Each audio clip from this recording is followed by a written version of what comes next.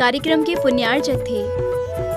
गगन तुअर दाल, किसी से भी पूछ लो सबसे अच्छी दाल। 11 लाख संतुष्ट परिवार। स्वर्गीय श्री नागराज सगरी स्मरणार्थ Chinnas residency 32, Seshadri road, Ananda Rao circle, Bengaluru. Shrimati Shobha Nagaraj Sagari, Bengaluru. पुत्री सौभाग्यवती रेखा मोहन कुमार वड़कुद्रे, दामाद श्री मोहन कुमार वड़कुद्रे, पौत्री कुमारी निकिता मोहन कुमार वड़कुद्रे, पौत्री कुमारी रचिता मोहन कुमार वड़कुद्रे, कोल्हापुर। पुत्री सौभाग्यवती प्रतिभा सदन, दामाद श्री सदन कुमार, पौत्री अर्घ्या सदन, पौत्र आगम सदन, बेंगलुरु। पुत्री सौभाग्यवती सची देवी, दामाद श्री रवि कड़बी, पौत्र माहिन रवि कड़बी, पौत्री मनस्वी रवि कड़बी, बेंगलुरु।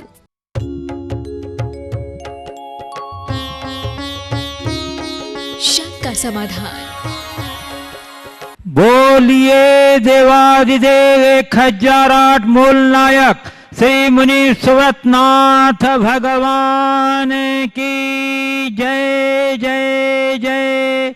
बोलिए प्रातः स्मरणीय संत शिरोमणि परम पूज्य 108 आचार्य गुरुवर विद्यासागर जी महामुनिराज की जय जय जय। बोलिए गुणायतन प्रणेता, शंका समाधान प्रवर्तक, भावना योग प्रवर्तक, प्रखर वक्ता, परम पूज्य 108 मुनिवर श्री प्रमाण सागर जी मुनिराज की जय जय जय। बोलिए परम पूज्य 108 मुनिवर श्री अरह सागर जी मुनिराज की जय जय जय।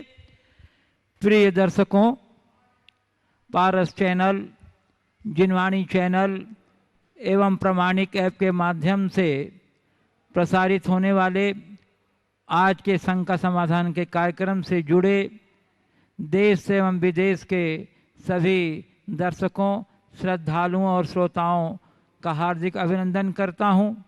मैं आपको लिए चलूं शंका समाधान की ओर। इसके पूर्व रोज की तरह हम लोग सामूहिक रूप से गुरुदेव के चरण कमलों में त्रिवार नमोस्तु निवेदित करते हुए उनके मंगलमय आशीर्वाद से अपने को कृतार्थ करेंगे। तो हाथ जोड़िए, मस्तक झुकाइए और बोलिए मेरे साथ, नमोस्तु गुरुदेव, नमोस्तु गुरुदेव, नमोस्तु गुरुदेव। बोलिए मुनिवर श्री प्रमाण सागर जी महाराज की, मुनिवर श्री अरह सागर जी महाराज की। पूज्य गुरुदेव, अब मैं अपने दर्शकों को लिए चलता हूं शंका समाधान की ओर। और प्रथम प्रश्न कटनी मध्य प्रदेश से सुश्री सुनीता जैन कह रही हैं। गुरुदेव, मेरी जिज्ञासा अभी जो रत्नकंडक श्रावकाचार्य की क्लास चल रही है उससे है। उसमें आपने बताया कि स्वयंभू रमन का मत्स्य 12 व्रतों का पालन करता है। गुरुदेव, वह मत्स्य किस प्रकार 12 व्रतों का पालन करता है? वहाँ कोई संबोधन आदि की व्यवस्था रहती है क्या? मेरी समाधान करें। देखिए, स्वयंभू रमन द्वीप में मनुष्य भले नहीं जा सकते, देवतागण जा सकते हैं। और देवतागणों के संबोधन से उनमें धर्म रुचि आ सकती है। किसी किसी जीव को जाति स्मरण से भी धर्म रुचि प्रकट हो जाती है। तो ये सारे निमित्त हैं जिनके कारण ऐसा होता है, इसलिए इसमें कुछ सोचने जैसी बात नहीं। पूज्य गुरुदेव, भोपाल मध्य प्रदेश से गुणायतन ट्रस्टी श्री अभिनंदन जैन जानना चाहते हैं कि गुरुदेव, कई दफ़ा आपके प्रवचन में विडंबना शब्द आता है। मैं जानना चाहता हूं कि विडंबना का सही अर्थ क्या है? विडंबना का मतलब अचरज, आश्चर्य, ये अर्थ में आता है। पूज्य गुरुदेव, दिल्ली से रेखी सिंघई कह रही हैं, लाइफ में हमको कितना कॉम्प्रोमाइज़ करना चाहिए, विशेषतः महिलाओं को, और कहाँ करना चाहिए और कहाँ नहीं करना चाहिए? कॉम्प्रोमाइज़ कहाँ करना चाहिए, कितना से करना चाहिए, कहाँ नहीं करना चाहिए, महिलाओं के विषय में कहा है। देखिए, घर परिवार की छोटी मोटी बातों में सदैव कॉम्प्रोमाइज़ करके चलना चाहिए। अपनी शांति जब तक खंडित ना हो तब तक कॉम्प्रोमाइज़ करके चलना चाहिए। लेकिन हाँ, जब हमारे उसूल और सिद्धांत प्रभावित होने लगे तो हमें सोचना चाहिए, और ज़रूरत से ज़्यादा किसी व्यक्ति का दबाव और प्रभाव आने लगे तो हमें विचार करना चाहिए। पूज्य गुरुदेव, भोपाल मध्य प्रदेश से Shailesh Jain, executive engineer, new Minar residency Bhopal से कह रहे हैं, गुरुदेव खुश रहने का मूल मंत्र है हम अपने आसपास के सभी लोगों को खुश रखें, इससे हमें दूसरों को खुशी देने का संतोष मिलेगा और उनकी सकारात्मक ऊर्जा भी हमारे पास वापस आएगी। तो गुरुदेव, दूसरों को खुश रखने के लिए हमें क्या करना चाहिए, कृपया मार्गदर्शन। पहले खुद खुश रहो, तभी तो दूसरों को खुशियाँ बांट सकोगे। और खुद को खुश रखने का सबसे सरल उपाय है, जो भी परिस्थितियाँ और संयोग हो उनमें स्थिरता रखो। सुख में, दुख में, लाभ में, हानि में, संयोग में, वियोग में, मान में, अपमान में जो स्थिरता रखता है वह व्यक्ति हर पल खुश रह सकता है। तो ऐसे अपने आप को खुश रख करके चलने का प्रयास करना चाहिए। जहाँ तक औरों को खुश रखने का सवाल है, हम औरों को खुश रखें ये हमारे हाथ में नहीं है, पर हम खुद खुश रहे ये हमारे हाथ में है। हम खुद खुश रह करके ही औरों को खुश रख सकते हैं। पूज्य गुरुदेव, कटनी से डॉक्टर विनय जैन कह रहे हैं, गुरुदेव मेरा पिछला प्रश्न सम्यक दर्शन के विषय में था और आज मेरा यह प्रश्न सम्यक ज्ञान के बारे में है। गुरुदेव, मैं यह जानना चाहता हूँ, क्या जैन शास्त्रों में वर्णित 7 तत्वों के यथार्थ ज्ञान को सम्यक ज्ञान कहते हैं, या जब दर्शन सम्यक हो जाता है तो ज्ञान भी सम्यक हो जाता है? पहले सम्यक दर्शन प्राप्त होता है या सम्यक ज्ञान? कृपया समाधान करें। देखिए, सम्यक दर्शन होते ही ज्ञान सम्यक ज्ञान हो जाता है। ज्ञान को प्राप्त करने के लिए अलग से कोई व्यवस्था बनाने की जरूरत नहीं है। ज्ञान और दर्शन दोनों साथ साथ होता है, अलग अलग नहीं। और 7 तत्वों के ज्ञान को ही ज्ञान कहते हैं। पूज्य गुरुदेव, बिनौली बागपत यूपी से नितिन जैन कह रहे हैं, गुरुदेव एक जलता हुआ दीपक और एक बुझा हुआ दीपक और एक खाली दीपक जिसमें न तेल है न बाती, हमें क्या संदेश देते हैं? जलता हुआ दीपक, बुझा हुआ दीपक और खाली दीपक जिसमें तेल न बाती हमें क्या संदेश देते हैं? संदेश तो अपना ही है। जलता हुआ दीपक खुद प्रकाशित है, औरों को प्रकाशित करा रहा है। बुझा हुआ दीपक है जिसने सब कुछ खो दिया है, और जिसमें तेल है न बाती है उसके भीतर अब कोई संभावना नहीं। जिसमें तेल और बाती बुझा हुआ उसे जलाया जा सकता है, लेकिन जिसमें तेल और बाती भी नहीं है उसकी सारी संभावनाएं समाप्त है। तो जी, पुणे महाराज से मुग्धा गांधी कह रही हैं, महाराज जी मेरा प्रश्न है कि आत्मोन्मुखी बनना और आत्ममुग्धता में जीना, इनमें क्या अंतर है? आत्मोन्मुखी और आत्ममुग्धता या आत्ममूर्तता में बड़ा अंतर है। आत्मोन्मुखी यानी आत्मा के सही स्वरूप को समझकर आत्मदृष्टि के साथ जीवन जीना, भेद विज्ञान के साथ जीवन जीना, ये आत्मोन्मुखी जीवन की पहचान है। और आत्ममुग्ध यानी अपनी यथास्थिति में ही अपनी ज़िंदगी को आगे बढ़ाना, जैसे हैं वैसे ही रहना, एक भ्रम में जीना, इसको आत्ममुग्धता कहते हैं। पूज्य गुरुदेव, राउरकेला उड़ीसा से श्री अशोक जैन कह रहे हैं, हम सब एक हैं पर सब दिखते अलग अलग हैं। जो मैं हूँ वही सब हैं, ऐसा अनुभव होना और जो भिन्नता दिखती है उसका कोई मतलब नहीं, यह जानना में आता है, तो यह उचित है क्या? देखिए, ये तो एकात्मवाद की बात है, अद्वैत की बात है। अगर ऐसा अनुभव होता है तो बहुत अच्छी बात है, क्योंकि तात्विक दृष्टि से सबकी आत्मा एक जैसी है। ये भेद तो केवल ऊपर का है। जैसे अनेक दिए हैं, दियों को देखेंगे तो अलग अलग दिखाई पड़ेगा, लेकिन उसकी ज्योत को देखते हैं तो सब एक दिखती है। ऐसे ही हम अंदर की ज्योत को, अंदर की चेतना को देखें तो सब एक है, बाहर की भिन्नता को देखेंगे तो सब अलग है। हमें उस तात्विक दृष्टि को प्रकट करने का अभ्यास करना चाहिए।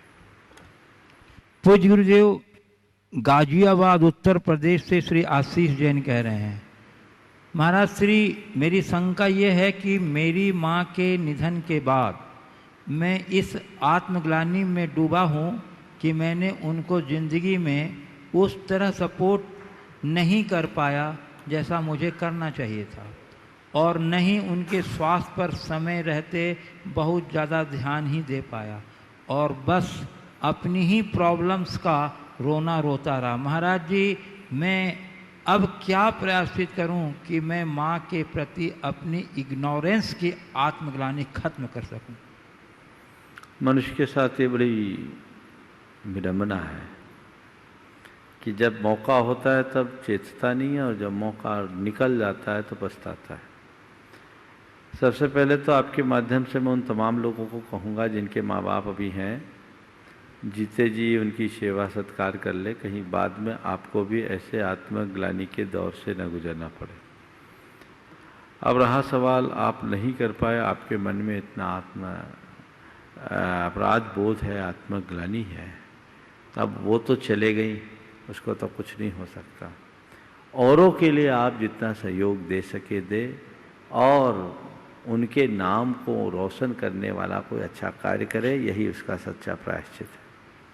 पूज्य गुरुदेव, जयपुर राजस्थान से विभा जैन कह रही हैं, मुनि श्री लोक व्यवहार में आकर प्रज्ञा पुरुषों के शब्द अपना अर्थ खो बैठते हैं। महावीर स्वामी ने अहिंसा, जीसस ने प्रेम, और सूफियों ने इश्क शब्द दया और प्रेम के लिए अपनाए। गुरुदेव, इन तीनों में कोई साम्य है या भिन्नता? वर्तमान में आप इनके स्थान पर क्या शब्द प्रस्तुत करना पसंद करेंगे, प्रयुक्त करना पसंद करेंगे? अहिंसा, प्रेम और इश्क। आपने पूछा इन तीनों का, वर्तमान में आप इनकी जगह कौन से शब्द प्रयुक्त करना पसंद करें? देखिए, अगर गहराई में विचार किया जाए तो अहिंसा, प्रेम और जिसे इश्क कहा, वह एक दूसरे के पर्यायवाची है। वस्तुतः प्रेम अहिंसा का ही सर्वव्यापी रूप है। परम प्रेम जहाँ हम एकात्मता के साथ जी सके, और ये एकात्मता की अनुभूति ही अहिंसा है। अहिंसा का आधार ही सर्वभूतात्म भावना है। किसी एक दो चार व्यक्ति के साथ का प्रेम बड़ा सीमित प्रेम है। सारे जगत का प्रेम सबसे व्यापक प्रेम है, और सारे जगत के साथ एकात्मता का भाव अहिंसा का परम रूप है, और उसे ही हम इश्क शब्द के साथ जोड़ सकते हैं। आपने पूछा है वर्तमान में आप इन सब के लिए कौन से शब्द का प्रयोग करेंगे? मेरी राय में ऐसे तो कोई अतिरिक्त शब्द के प्रयोग की ज़रूरत नहीं है। फिर भी यदि आज के समय में कहें और आज की भाषा में अगर आप मुझसे पूछना चाहें, तो मैं एक ही बात कहूँगा, वह है सह अस्तित्व मूलक जीवन। यदि मनुष्य सह अस्तित्व मूलक जीवन जीना शुरू करे तो उसके हृदय में अहिंसा, करुणा, प्रेम, इश्क सब समाहित होंगे। पूज्य गुरुदेव, सिंघाना डिस्ट्रिक्ट धार से कह रहे हैं, अच्छे लोगों का हमारी ज़िंदगी में आना हमारा सौभाग्य है और उन्हें संभाल कर रखना हमारी योग्यता है, किंतु यदि नियति के कारण उनसे पृथक होना पड़े तो ऐसा क्या प्रयास हो ताकि हम उन्हें अपने साथ हमेशा महसूस कर सकें और उनके व्यक्तित्व का अनुसरण करके अपने जीवन को नई दिशा प्रदान कर सकें?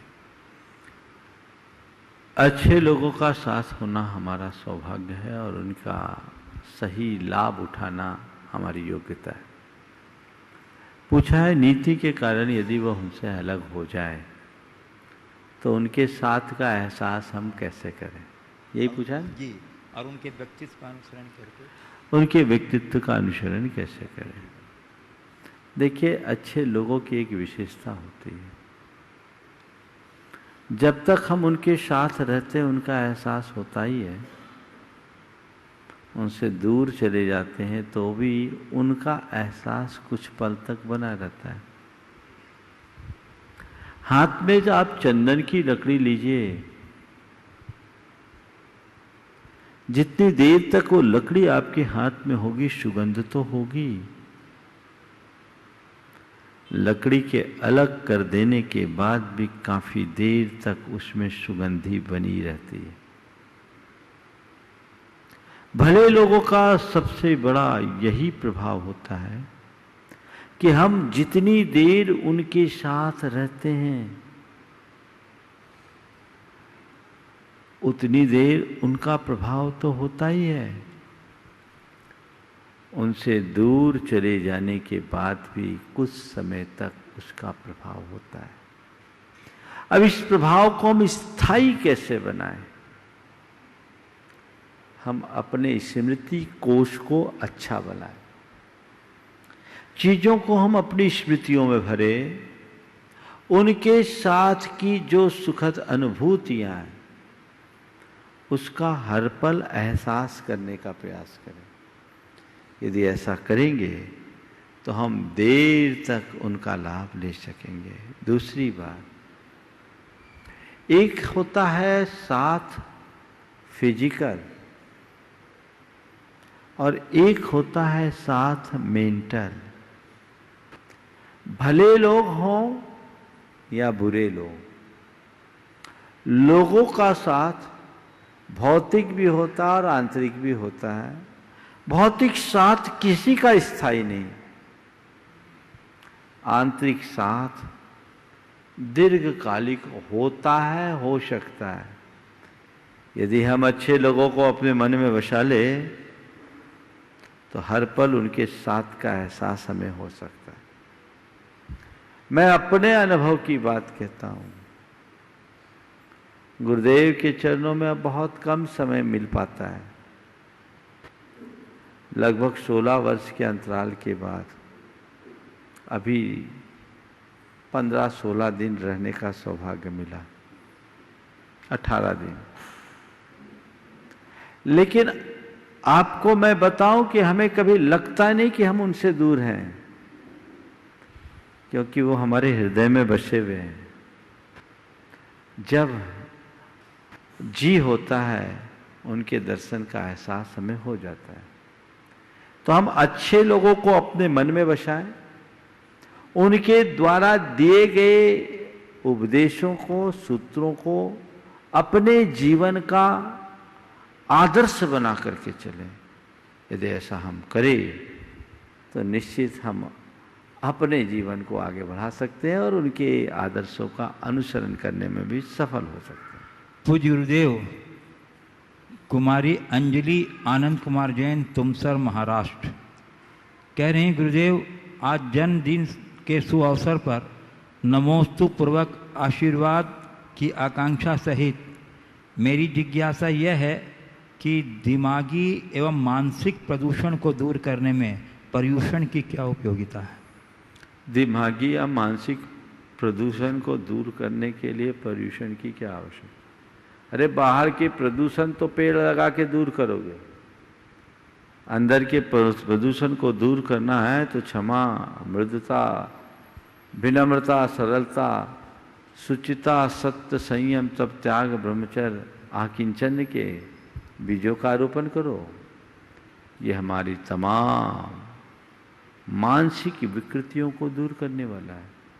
ये ऐसे उदात्त जीवन मूल्य हैं जिनको हम आत्मसात करते हैं, हमारा मन शांत होता है, जीवन विशुद्ध और पवित्र बनता है। 10 धर्मों की बात तो जाने दीजिए, केवल एक क्षमा गुण को हमने आत्मसात कर लिया तो हम अपने बहुत सारे मानसिक दुर्बलताओं और विकारों को दूर कर सकते हैं। मन की कटुता और कलुषता है, आवेग और उद्वेग है, इसे हम बहुत सहजता से शांत कर सकते हैं। मैं ये कह सकता हूँ कि ये पर्यूषण के 10 धर्म हमारी सभी मानसिक दुर्बलताओं को दूर करने में सहायक है। पूज्य गुरुदेव, श्रीमती सुलोचना जैन सरावगी, सेठ बद्री प्रसाद सरावगी परिवार, पटना, बिहार से कह रही हैं, मैं संयम पथ पर आगे बढ़ना चाहती हूँ। छोटे छोटे नियम तो मैं पाल लेती हूँ, परंतु कोई बड़ा व्रत लेने के पूर्व मुझे क्या करना चाहिए, किन बातों का ध्यान रखना चाहिए ताकि व्रतों का अच्छी तरह पालन कर सकूं? तथा गुरुदेव, व्रत स्वतः लेनी चाहिए या गुरु साक्षी में ही लेना चाहिए? गुरुदेव, गुरु सानिध्य हमेशा उपलब्ध रहता नहीं, ऐसे मुझे क्या करना चाहिए? छोटे छोटे नियम पाल लेते हैं, बड़े नियमों की भावना है, बहुत अच्छी बात है। बड़े नियमों के पालन के लिए क्या करना चाहिए? सबसे पहले अपने अंदर दृढ़ता रखनी चाहिए और नियमों के प्रति निष्ठा रखनी चाहिए। दृढ़ता से नियम लेना चाहिए और निष्ठापूर्वक उसे निभाना चाहिए। जो भी नियम दिए हैं उसे अपने जीवन की एक निधि मानकर स्वीकार करना चाहिए और उसी अनुरूप अपना जीवन जीना चाहिए। जो भी नियम हो उसे पूर्ण निष्ठा लगन के साथ निरतिचार पालन करने का प्रयास करना चाहिए। जहाँ तक बने गुरुओं के सानिध्य में नियम लें, पर गुरुजन न मिले तो हम भगवान की साक्षी में ले सकते हैं। भगवान की साक्षी में नहीं ले तो हम आत्म साक्षी में भी नियम ले सकते हैं, इसमें कोई बुराई नहीं है। जब भी मन में शुभ भाव आए हमें संकल्प लेकर उसे स्वीकार लेना चाहिए। पूज्य गुरुदेव, दिल्ली से डॉक्टर सोनल जैन, जो अब किसी परिचय के मोहताज नहीं है, सारा देश अब इनकी प्रतिभा से और उनकी योग्यता से परिचित है।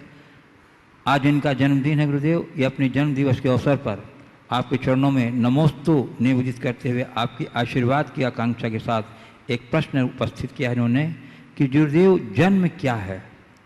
क्या पुद्गल पिंडों का एकत्र हो जाना जन्म है, अथवा प्रारब्ध को भोगने का साधन जन्म है, अथवा भावी प्रारब्ध के निर्माण का नाम जन्म है, अथवा मृत्यु ही जिसकी प्रणति है उस यात्रा के प्रारंभ का नाम जन्म है?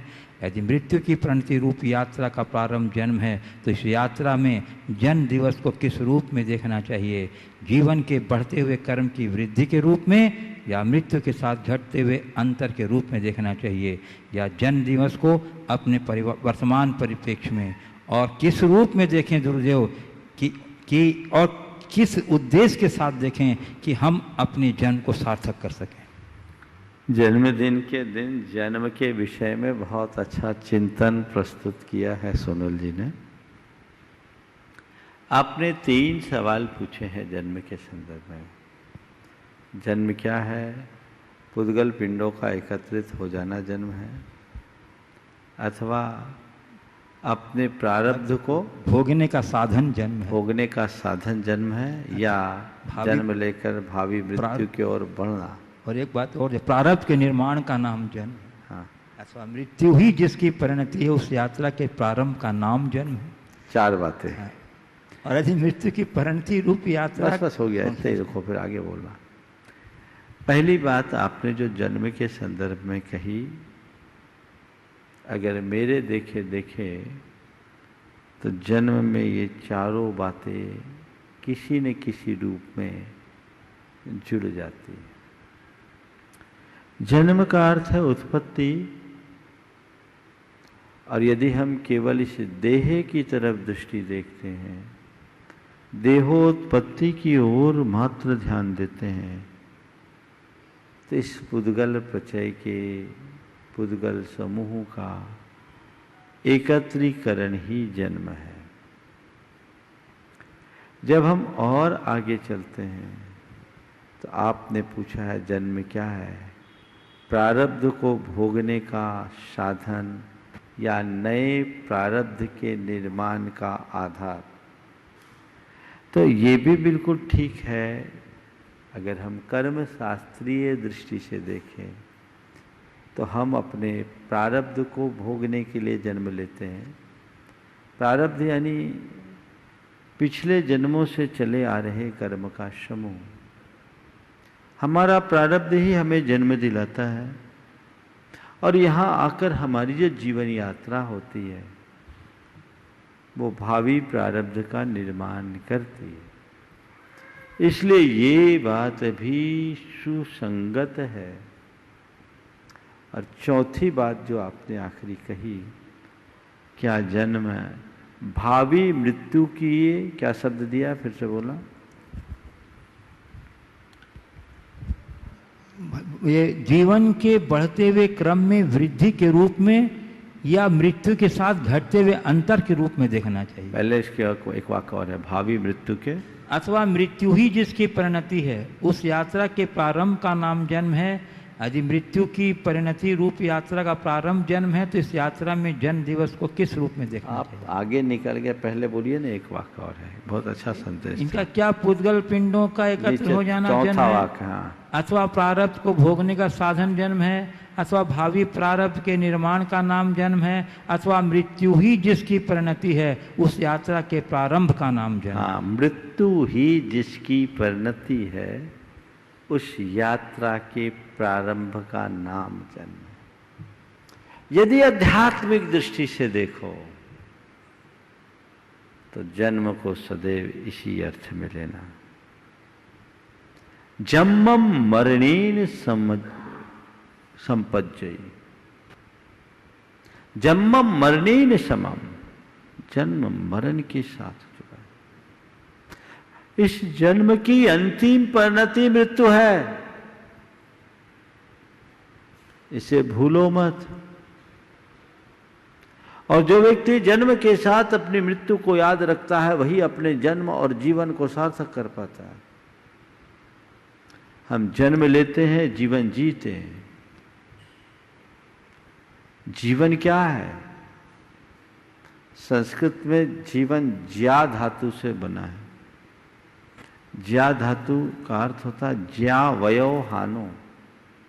वयो हानो, उम्र की कमी का नाम जीवन है।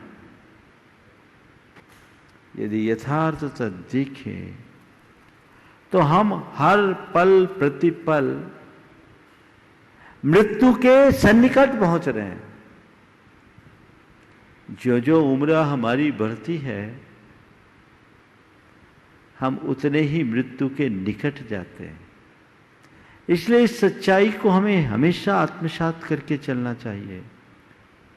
क्या पता मेरे जीवन का अंत कब हो जाए, इसलिए जन्म के साथ मृत्यु है। फिर हमें करना क्या है? इस जन्म को पाकर जन्म मरण से ऊपर उठने का रास्ता पकड़ना है। जन्म और मरण से ऊपर उठ जाने का मार्ग चुनना है, जिसके बल पर हम अपने जीवन का उद्धार कर सकें, अजय अमर अविनाशी पद को प्राप्त कर सके। उन्होंने आखिरी सेंटेंस क्या बोला है इसके बाद?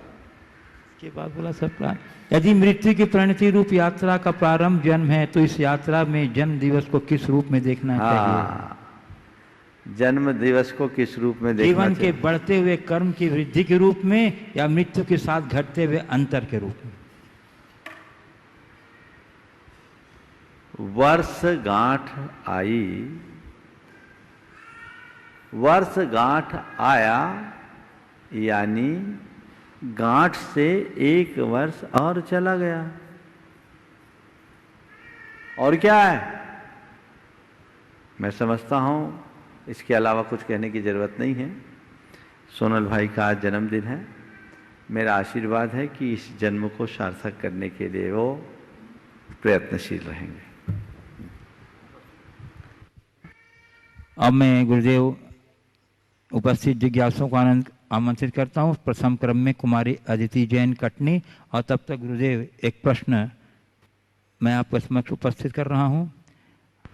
गुरु चरणों के अनन्य भक्त और हम देश के सबसे बड़े फंड मैनेजर श्री प्रशांत जी जैन मुंबई के सुपुत्र श्री पारस जी जैन मुंबई कह रहे हैं, गुरुदेव जब मुझे अपने कर्मों के अनुसार मिलता है तो हम ईश्वर का धन्यवाद क्यों करें, और जब औरों को भी उनके कर्मों के अनुसार ही मिलता है तो हमें उनकी मदद क्यों करनी चाहिए? बहुत अच्छा सवाल है। देखिए, कर्मों की थ्योरी को थोड़ा ठीक तरीके से समझने की जरूरत है। ये बात सही है कि हर प्राणी अपने अपने शुभाशुभ कर्मों के अनुरूप ही फल पाता है। मेरे कर्म को मैं भोगता हूँ, आपके कर्म को आप भोगते हैं, सब अपने अपने कर्म का फल भोगते हैं। लेकिन अपने अपने कर्म के फल भोग में भी लोग एक दूसरे के लिए निमित्त तो बनते हैं। कोई हमारे लिए अच्छा निमित्त बनता है, कोई हमारे लिए बुरा निमित्त बनता है। जिससे हमें अच्छा करने की प्रेरणा मिलती है वो हमारे लिए अच्छा निमित्त बनता है, और जिसके लिए द्वारा हमारा बुरा होता है वो हमारे लिए बुरा निमित्त बनता है। निमित्त लोक में बनते रहते हैं, बदलते रहते हैं, निमित्तों को कुछ देखा नहीं जा सकता। इसलिए अच्छे बुरे निमित्त आते हैं, और संत कहते हैं अच्छे निमित्तों का आलम्बन लो, बुरे निमित्तों से बचो। लोक में एक चलन है कि हमारे लिए अगर कोई किसी भी तरह से किसी भी कार्य में सहायक होता है तो हम उसे धन्यवाद देते हैं। क्यों? वो हमारे कार्य के संपादन में, कार्य को पूर्ण करने में सहायक बना, है ना, सहायक बना, कार्य की पूर्ति में सहायक बना, इसलिए हम उसको धन्यवाद देते हैं। आपको भोजन आपकी माँ ने परोसा या पत्नी ने परोसा, आपकी माँ या आपकी पत्नी आपके पुण्य से आपके सामने है। उन्होंने आपको भोजन दिया है, वो भी इसलिए दिया है क्योंकि आपके पास इतना पुण्य है कि माँ का या पत्नी के हाथ का भोजन कर सको। ये तो एक रूप है, लेकिन उस पुण्य की पूर्ति करने में माँ की या पत्नी की या भोजन कराने वाले की कोई भूमिका है कि नहीं है? है ना? वो निमित्त बना है। किसी की माँ हो और वो बीमार हो तो रोटी खिला सकेगी क्या? मेरे पुण्य से मुझे मिला, लेकिन मेरे इस पुण्य को जगाने में जो निमित्त हैं उनको हम कैसे भुला सकते हैं? वो निमित्त है, उस निमित्त से मुझे मिला। कोई मेरे सामने कितने भी बड़े निमित्त हों, मेरा पुण्य छीन होगा तो मैं खा भी नहीं सकूंगा। बढ़िया पकवान रखे हैं मेरे सामने, खिलाने वाला मनोहार कर रहा है पर जीभ जली हुई है, कैसे खाएंगे? मेरा पुण्य होगा तभी मैं खा सकूंगा, लेकिन मैं अपने पुण्य का खाऊंगा ये सत्य है, पर अकेला नहीं खा सकता। उसके लिए मुझे बहुत सारे सहायक निमित्त चाहिए।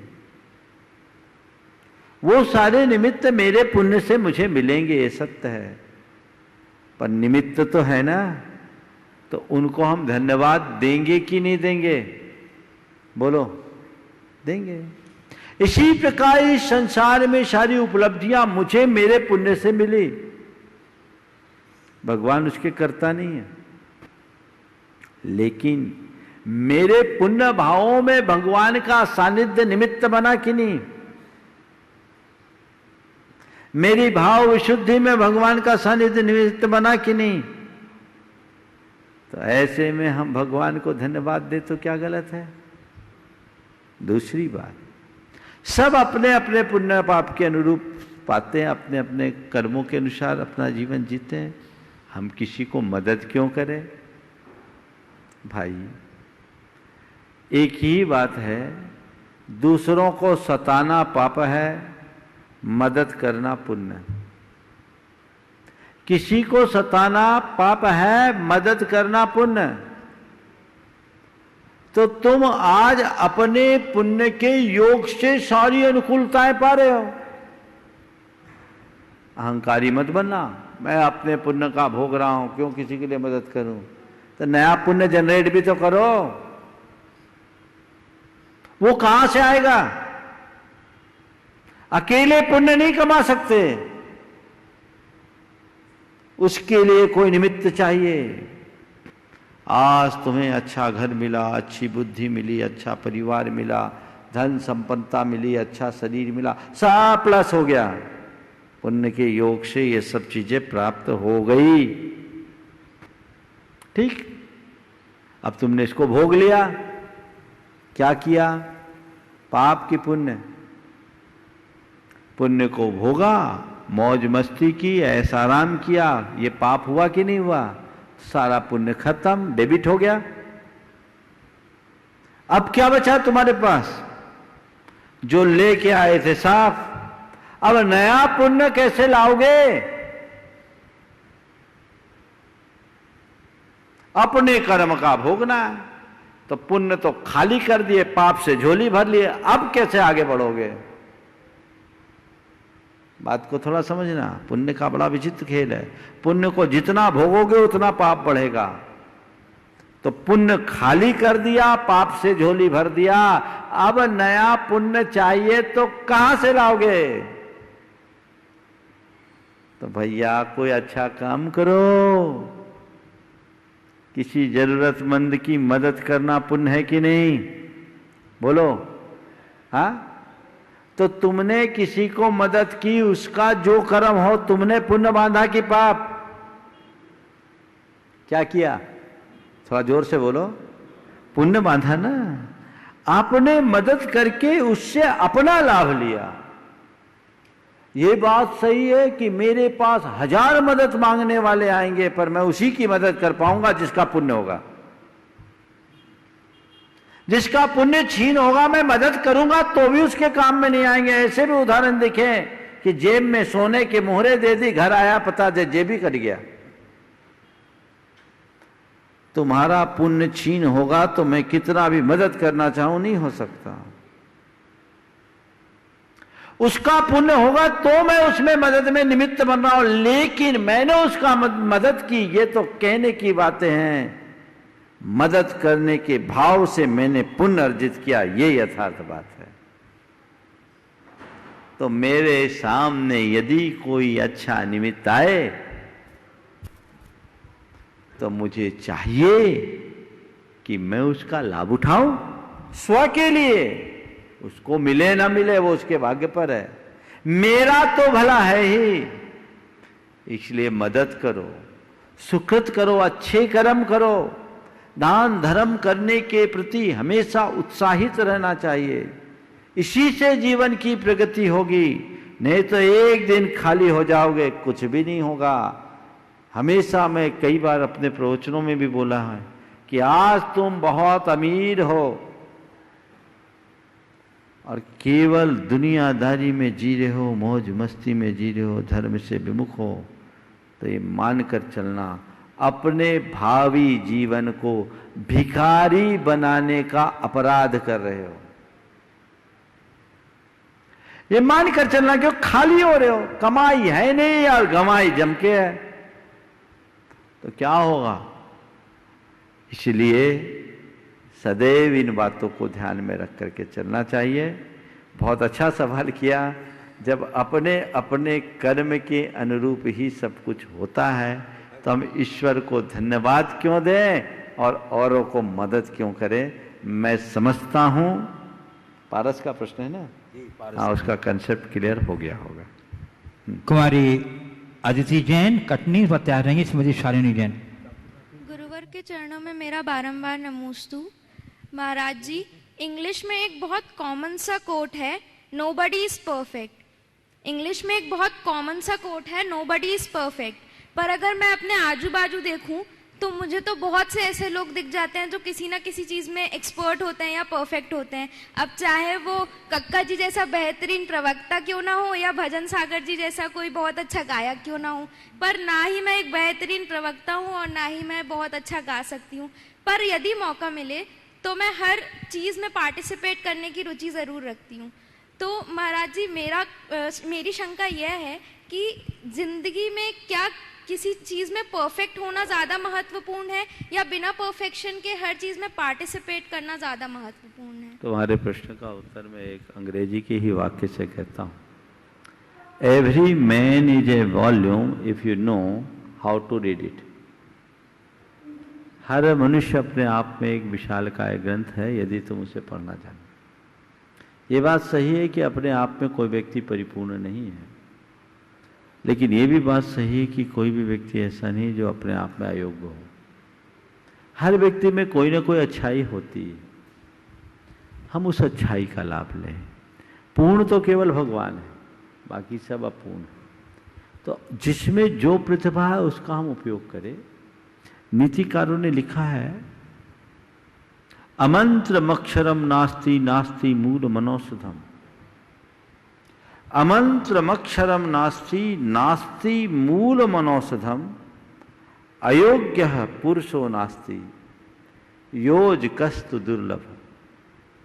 ऐसा कोई अक्षर नहीं है जो मंत्र ना हो, हर अक्षर अपने आप में मंत्र है। अमंत्रमक्षरम नास्ति नास्ति मूलम अनौषधम। ऐसी कोई जड़ नहीं जो दवा ना हो, औषधि ना हो। हर जड़ किसी न किसी औषधि के काम में आती है। अयोग्य है पुरुषो नास्ति। कोई व्यक्ति अब अयोग्य नहीं है। योज कस्तु दुर्लभ है, उसका उपयोग करने वाला दुर्लभ। समझ गए? तो हमें चाहिए, कमियां सब में हैं, जिसकी अच्छाई को हम अंगीकार कर सके करें। श्रीमती शालिनी जैन और उसके बाद तैयार रहेंगे श्री सुबोध सिंगई, मालगुजार परिवार, कटनी। गुरुदेव के चरणों में बारंबार नमोस्तु नमोस्तु नमोस्तु। गुरुदेव, मेरा प्रश्न यह है कि हम लोग व्यवहार में हम अपने लक्ष्य को प्राप्त करने के लिए तो हम अनेक प्रयास करते रहते हैं, और जब तक कि हमें अपेक्षित परिणाम नहीं मिल जाता हम प्रयास करते रहते हैं, परंतु परमार्थ के क्षेत्र में हम ऐसा क्यों नहीं करते? उसमें हम अपनी परंपरागत प्रयास ही क्यों दोहराते रहते हैं? बहुत अच्छी बात कही है। लौकिक क्षेत्र में हम अपने लक्ष्य की पूर्ति के लिए अपना 100% अर्पित करते हैं, परमार्थिक क्षेत्र में हम पीछे क्यों होते हैं? दरअसल हमारा लक्ष्य ही ऐसा है। मनुष्य का भौतिक लक्ष्य बहुत मजबूत होता है, पर वो आध्यात्मिक लक्ष्य प्रायः कमज़ोर रखता है।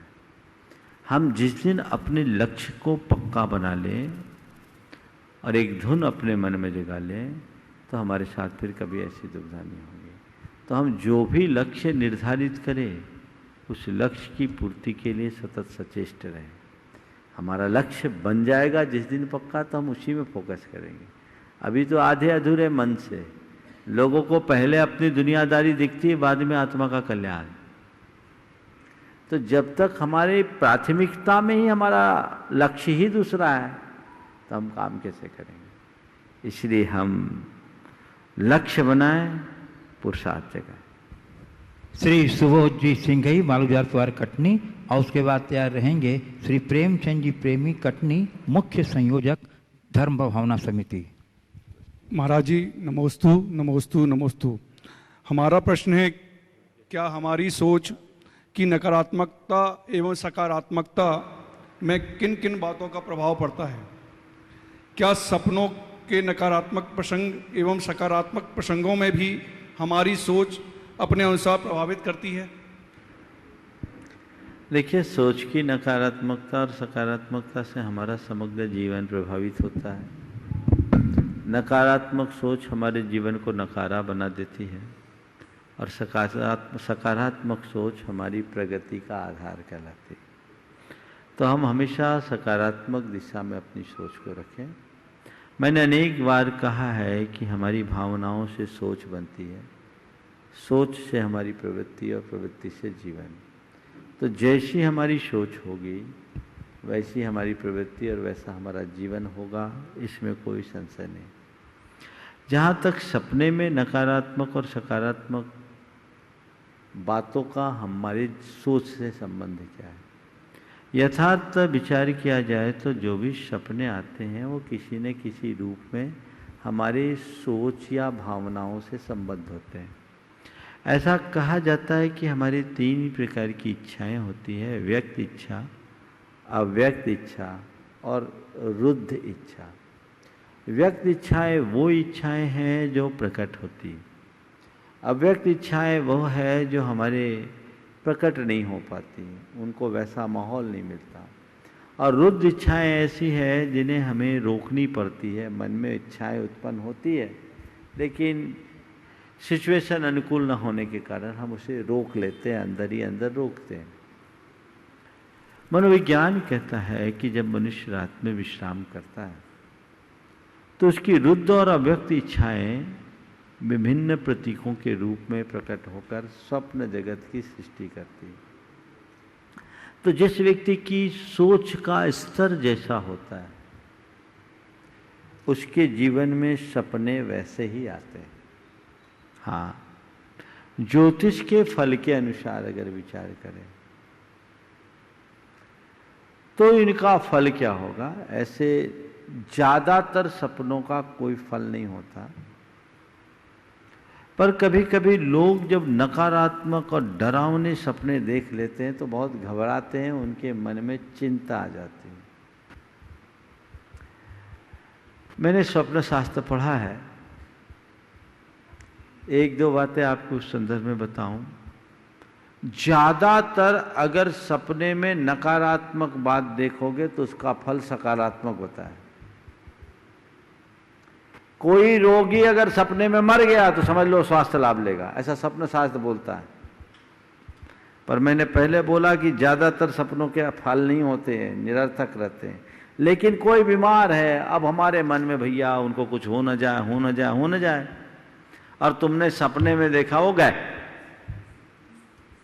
तो स्वप्न शास्त्र कहता है रोगी को मरते हुए देख लो तो स्वास्थ्य प्राप्त कर लेगा। अब किसी के घर में आग लग गई, समझ गए, मकान जल गया, तो मकान जल गया तो घबराना नहीं। मकान जल गया तो उसके बारे में बताया है स्वप्न शास्त्र में कि मकान में आग लगा और वो व्यक्ति सुरक्षित है, तो समझना उस व्यक्ति को श्री संपत्ति की प्राप्ति होनी है। अब बोलो, घटना नकारात्मक है, परिणाम सकारात्मक। ऐसे बहुत है, मैं बताऊंगा तो तुम लोग लाइन लग जाओगे, तो मैं बताता नहीं, मैं भूल जाता हूं समझ गए ना? तो मेरे पास पूछने नहीं आना, हालांकि मैंने पढ़ा है तो बता रहा हूं। लेकिन ये सब चीजें, सपने को सपना मानना, ज्यादातर सपने निरर्थक होते हैं।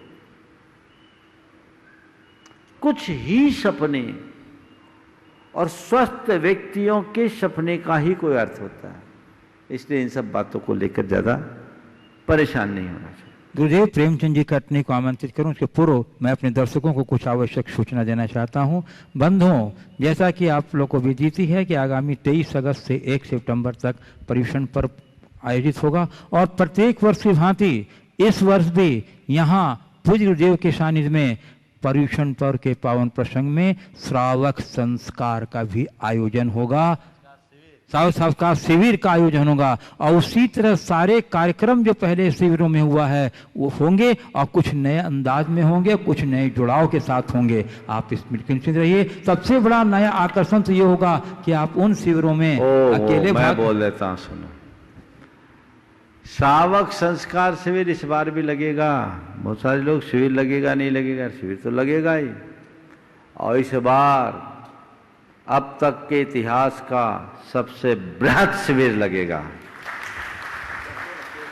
सबसे बृहद शिविर। क्यों? अभी तक के शिविरों में प्रत्यक्ष आते 3000-3200 लोग आए, उससे ज्यादा तो नहीं। लेकिन इस बार का शिविर इतना बृहद शिविर होगा जिसमें विश्व के कोने कोने के लोग भागीदार होंगे और लाखों लोगों की सहभागिता उसमें होगी। और जो होगा, पहले घर का कोई इक्का दुक्का आता था, इस बार मौका है पूरे के पूरे परिवार के साथ आप शिविर में सम्मिलित हो जाओ। जिन लोगों के मन में ऐसे भाव है वह अभी से सूचनाएं दे, ताकि उसका एक आकलन किया जा सके, लोगों तक बताया जा सके। अपने घर में शुद्ध भोजन करना, शिविर के नियमों का पालन करना, यहां के कार्यक्रमों को अटेंड कर लेना, हो गया शिविर। क्या बचा? केवल वेन्यू चेंज हुआ ना, बाकी तो सब वही है। इसलिए ये संदेश लोगों तक पहुंचा देना चाहिए और इसे बृहद पैमाने पर सभी को संपादित करना चाहिए। सभी अपना मन बना ले और जो सूचनाएं दी, सूचनाएं जरूर दें, आपको सब सुलभ हो जाएंगी। जैसा बताया, कुछ तकनीकी कारण से आज फॉर्म प्रमाणिक ऐप में उपलब्ध नहीं हुआ क्योंकि छुट्टियां हैं। बुधवार तक ये फॉर्म उपलब्ध हो जाएगा। आप उनको ये जो नंबर बता रहे हैं उनमें, और जो आपको सूचनाएं दे रहे हैं, जो लोग इस शिविर में भाग ले रहे हैं, ऐसे प्रवचन सुनना टीवी पे, एप्लीकेशंस पर, यूट्यूब पर, वो अलग चीज है। मैं ये देखना चाहता हूं कि इस वर्ष ऐसे कितने लोग हैं जो घर में रहते हुए यहां के सारे आयोजनों में सम्मिलित होना चाहते हैं, या कितने आयोजनों में सम्मिलित होना चाहते हो, उस फॉर्म में ये भी दे दें ताकि उसका आकलन किया जा सके और ये आपके जीवन के लिए एक वरदान बनेगा। कल मैंने कहा था कि हर वर्ष शिविर में बच्चे तो पर्यूषण में बेचारे लाभ ही नहीं ले पाते, उनके स्कूल्स रहते हैं। इस बार जन बच्चों के 10 लक्षण मनाने का सुअवसर है। इतने अच्छे से मनाओ, इतने अच्छे से मनाओ कि ये 10 लक्षण तुम्हारे लक्षण बदल दे, जीवन को विलक्षण बना दे। ये प्रयत्न आप सबको करना है, इसलिए इसको बिल्कुल अच्छे से सब तक प्रचारित करें और एक अच्छा स्वरूप बनाएं। बंधुओं, आपसे निवेदन है कि आप इस सवर संस्कार शिविर में अवश्य जुड़िए और अपने जुड़ने की सूचना मैं आपको नंबर बता रहा हूं, उस पर अवश्य दें। नंबर है 9630804321, 9630804321। दूसरा नंबर है 7772933339। पुनः एक बार 7772933339। इन नंबरों पर आप अपनी सहभागिता की सूचना दीजिए, व्हाट्सएप कर दीजिए और फॉर्म आगामी बुधवार तक आपको मिल जाएगा। ये आप अपनी सारी सूचनाएं। हाँ, और बंधुओं, यद्यपि पारस चैनल, जिनवाणी चैनल आदि के माध्यम से भी इसका प्रसारण होगा, परंतु सारे कार्यक्रम एक चैनल पर नहीं मिल पाएंगे। आप एक जगह और निर्बाध रूप से ये पूरे कार्यक्रम को देखना चाहते हैं तो आप प्रमाणिक ऐप का इस्तेमाल कीजिए और यूट्यूब पर मुनि प्रमाण सागर चैनल को इस्तेमाल कीजिए। आपको निर्बाध रूप से बिना किसी बाधा के अब इनको सब्सक्राइब कीजिए, आपको सारे कार्यक्रम मिलेंगे। तो आप शीघ्रता कीजिए और अपनी सूचनाएं दीजिए। और बंधुओं, आज हमारे बीच यहाँ प्रेमचंद जी प्रेमी कटनी, जो चातुर्मास समिति के मुख्य संयोजक हैं, गुणाचरण ट्रस्टी हैं, और अभी जो आप देख रहे हैं ये दूरदर्शन, ये टीवी पर कार्यक्रम, उनका सौजन्य भी यही प्रदान कर रहे हैं। मैं उन्हें आमंत्रित कर रहा हूं कि वे अपनी जिज्ञासा प्रस्तुत करें। इसके बाद तैयार रहेंगे डॉक्टर राकेश जी। मुनिद्वय के चरणों में नमोस्तु। गुरुदेव, हाँ बोलो। गुरुदेव, जब समुद्र में तूफान आता है तो पूर्व चेतावनी दे दी जाती है कि लोग सुरक्षित जगह पर जा सकें, लेकिन गुरुदेव जिंदगी में कब तूफान आएगा, कब आ जाए, इसकी कोई चेतावनी नहीं मिलती। तो गुरुदेव, हम किस तरीके से सावधानी रखें कि कभी भी तूफान आ जाए हम सुरक्षित अपने आप को रख सकें? बहुत अच्छा सवाल आपने किया है कि समुद्र में या किसी प्राकृतिक तूफान या संकट आने से पूर्व हमें संकेत मिलते हैं सुरक्षित स्थान में जाने के, लेकिन जीवन में आने वाले तूफान से बचने के लिए कोई पूर्व संकेत क्यों नहीं मिलता? मिलता है, लेकिन लोग उसको इग्नोर कर देते हैं। हमारे जीवन में जब भी तूफान आता है उससे पहले कई प्रकार के संकेत मिलते हैं। उन संकेतों से व्यक्ति को सीख लेना चाहिए, जैसे बाल का पक जाना, दांतों का गिर जाना, आँखों से दिखना कम हो जाना, हार्ट अटैक आना, कार्डिक प्रॉब्लम होना। ये क्या संकेत नहीं है? सावधान, ये वार्निंग है। उसके बाद भी नहीं चेतते। इसी प्रकार जीवन में विपरीत परिस्थितियों का निर्माण होना, ये भी अपने भावी जीवन को संभालने का एक संकेत है। यदि मनुष्य उस घड़ी जाग जाए तो उसका जीवन महान है। नमस्ते। डॉक्टर राकेश जैन कटनी बता रहेंगे, इसमें संध्या सिंघई उपकार परिवार सागर। नमोस्तु गुरुदेव, नमोस्तु नमोस्तु नमोस्तु गुरुदेव। डॉक्टर अखिलेश जैन। अखिलेश, हाँ बोलो। अखिलेश है अभिषेक है? अखिलेश। हाँ बोल। हाँ गुरुदेव, आज कुछ प्रश्न पूछने की तैयारी से तो नहीं आया था मैं, पर चूंकि आपने जीवन मरण और आत्मा के ऊपर इतना श्रृंखलाओं में आपने प्रकाश डाला, पर चूंकि साइंस के स्टूडेंट होने के कारण वो प्रश्न खत्म ही नहीं होते हैं। मेरा प्रश्न ये है गुरुदेव कि जब आत्मा शरीर को छोड़ देती है तो ब्रह्मांड में कहीं ना कहीं उपस्थित होती है, और जब दूसरा जन्म लेते हैं तो जो किस बॉडी में कौन सी आत्मा को जाना है, ये डिसीजन खुद आत्मा का होता है या कोई और लेता है? और यदि आत्मा का होता है तो वो यह डिसीजन कैसे लेती है कि किस शरीर में उसको प्रवेश लेना है? और अगर वो खुद डिसाइड कर सकती है तो उसको ऐसे ही शरीर में प्रवेश लेना चाहिए जो शरीर में वो अपने कर्म के निर्जरा कर सके। देखिए, कल मैंने इस विषय में काफ़ी विस्तार से चर्चा की थी, शायद आपने सुना होगा।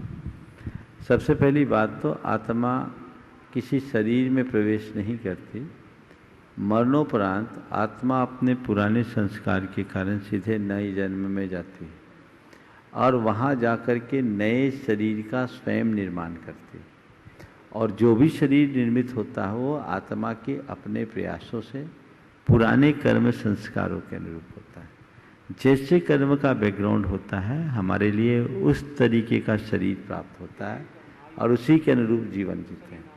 जैसा है वो हमारे कर्म शास्त्र की भाषा में शरीर नाम कर्म होता है, उससे हमारी शरीर की सारी संरचनाएं होती है, वो सब चीज़ें निर्भर करती है। तो इसमें मूलतः कर्म सिद्धांत की ही भूमिका होती है और कर्म सिद्धांत के बल पर ही सब कोई चल सकते हैं। तो मैं आपसे कह रहा था, एक जन्म हमारा खत्म हुआ, हमारे शरीर का ये संबंध छूटा, ये शरीर जड़ हो गया, इसको तो राख बना दिया। अब हाँ, उसी क्षण हमारी आत्मा अगले जन्म स्थान में जाती है और वहाँ जाकर नए शरीर के निर्माण की प्रक्रिया प्रारंभ कर देती है। उसी के अनुरूप शरीर बनता है और हमारा जीवन संभलता है। समय हो गया, यहीं पर विराम। बोलिए परम पूज आचार्य गुरुवर श्री विद्यासागर जी महाराज की। बोलिए परम पूज्य स्वामी गुरुवर श्री प्रमाण सागर जी महाराज।